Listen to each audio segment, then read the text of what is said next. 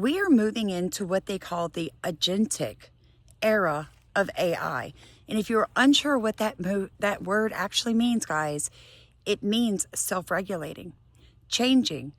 It means that AI is basically going to have a mind of its own. What a perfect foggy night to be making this video. So we're fixing to be talking about portals, not only the ones that the Pope opened, but the ones at CERN. We're going to be talking about AI. Is it demonic, or is it just technology that's being created by people who don't believe in God?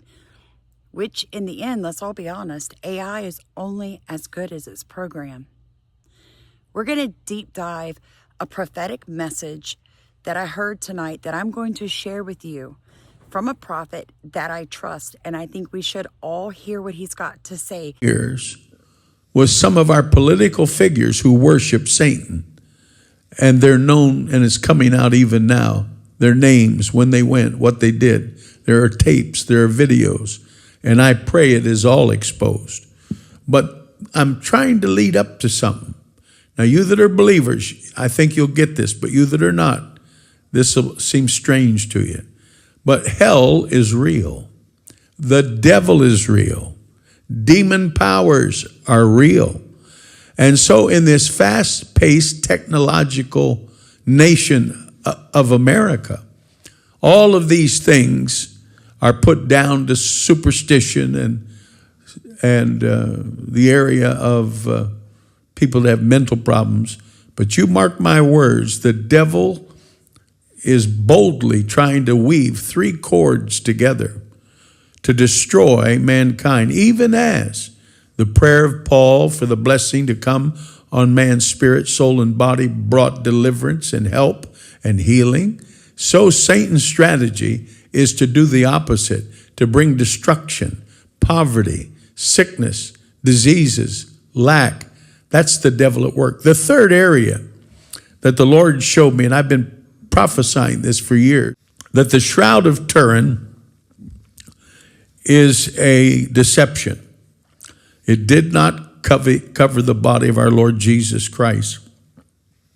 I've been watching with great interest the Pope with that Freemasons symbology opening up these portals in the year of the Jubilee of the Church. And it would not surprise me that an announcement would come from the Vatican or from Rome.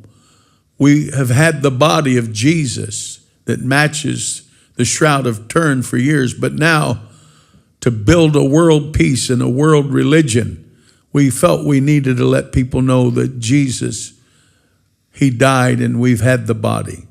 Deception, see, that would be in the realm of the spirit.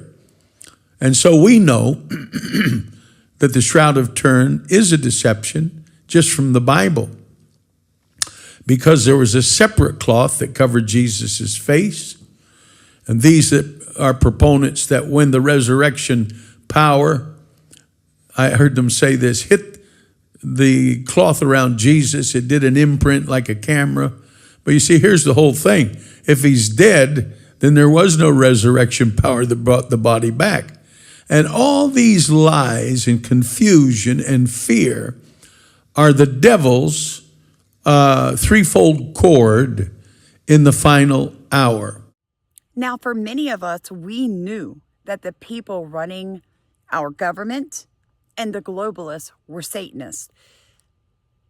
The realm of the soul, which is the mind, the will, intellect, emotions, until there's confusion. Now, never forget this. God is not the author of confusion. And so when confusing things start taking place in our world where there's no answer, no clear explanation, then that means God is not in it.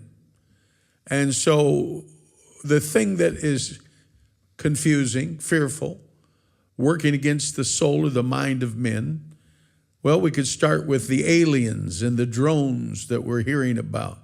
Where are they? I noticed they must have run out of gas because we haven't seen a few for a while. But these are all man-made deceptions, but there is a touch of the demonic in it. And so I would not be surprised that there are satanic entities. Some call them aliens, but it wouldn't surprise me. Demon spirits are at work to bring fear and confusion in the realm of the mind. But to hear Evangelist Shuttlesworth say it so plainly, this is the deception that they're going to lead up to for you guys. The Pope is opening portals, okay? They're going to try to use the Shroud of Turin as proof, and then they're going to come out and say, we have the body of Jesus. I trust him. I'm waiting for that to come out in 2025 or 2026. But here's the thing about the portals we need to understand. We all know that CERN has been jacking with these portals, but did you know something has been communicating from the portals? Could the same technology that seeks to uncover the building blocks of creation also serve a darker agenda? Ask yourself that. For me, it's a solid yes. So think about CERN's potential to open up portals to other realms. Ludobucci, I believe is his name, the scientific director of CERN, has gone on the record saying they have opened portals and sent things in. And the things in there have answered them and sent things back. This is the director of science research for CERN. They've went on the record saying this. So we must consider the dangers of science divorced from God, because that's what it appears. So if the creators of the AI are not Christians, if it's not of God, it is of Satan. We're going into the agentic era of AI. Now, something interesting, the people creating this are like, okay, so they can help you. They'll be able to think several steps ahead and take actions on your behalf. But since all these companies are basically racing to get theirs out first, nobody has any oversight of this technology. Second, they admit that it is problematic in the fact that you are going to have no privacy at all. They even admit that correcting this AI as it is learning is like dealing with a problematic child. Here's the difference. We're born with God's commandments written on our hearts. AI is not, especially if it's written by somebody that is not of God. And then we move into the H-1B visa nonsense with all these big tech companies saying we need the best of the best to help us develop this so that we don't get left behind by China.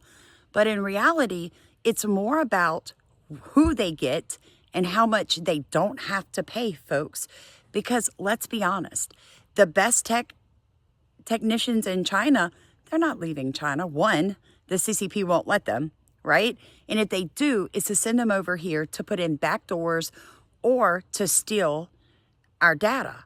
That are arguing that, and Elon arguing that, no, this is for the 0.1% of the best and brightest, and the Viveks and David Sachs of the world are saying, we need the best and the brightest to come to this country to work on the technology, or we're going to fall behind China.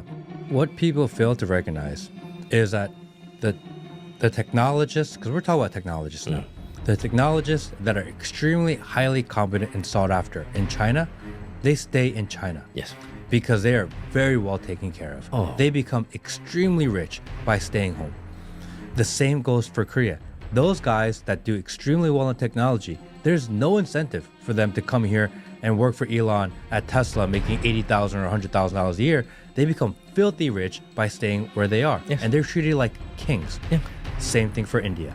You're not getting the best of the best. The reality is this, and this is how I perceive it. The tech bros don't want to pay their employees a lot of money. So the questions just keep coming. And I think as we move into 2025, we need to realize that our lives are going to change drastically as people begin to depend more and more on AI. It's going to get to the point where you simply can't unplug because your doctor's going to be plugged in. Your pharmacy is going to be plugged in. Your grocery store is going to be plugged in. Your phone is going to get dinged when you need an oil change for your vehicle. It's all going to be interconnected, and you're going to end up with an AI buddy to help you through. In a Google search, it shows you how we've transitioned into this hive mind, into this internet of bodies where every single answer can be found on the internet. And this is one step closer to humans and machines becoming one. That's what this is all about. And the more time that goes by that people become more dependent on technology, the closer they're going to be able to implement this on society. Whereas 10 years ago, if I told you that people were getting Neuralinks and would be doing these things to their bodies, mixing themselves with machines, you would have said it's like a sci-fi movie, and it's insane. Of course, all those sci-fi movies that have shown us this over the years have used it as a form of predictive programming, and now we're getting to the point where people think that this is cool, this is neat. And in fact, all it takes is someone like Elon Musk to get people who are Christian to be on board with this technology. They don't realize how dependent they are on technology and how everything is going to run through it. So this new thing, remember with the Gemini, I talked about now we're talking is how they're advertising, right? Google Gemini, now we're talking. They're talking about the demons.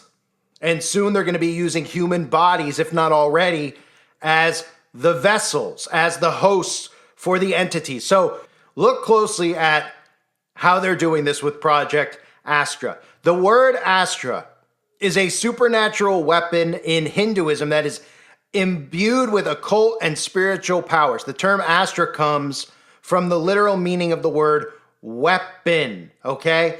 Here are some details about Astra. Summoning. Astras are summoned by saying a specific incantation or invocation to invoke a deity's energy. The deity then gives the weapon supernatural powers. And what we're seeing with this technology, whether it's Gemini, whether it's Astra, whether it's what we just saw with Apple and the iPhone using. So happy New Year, everyone. God bless America. God bless the world. Let's bring in 2025 responsibly, thinking about all the things we can do to make our own prospective countries better, you guys. God bless you.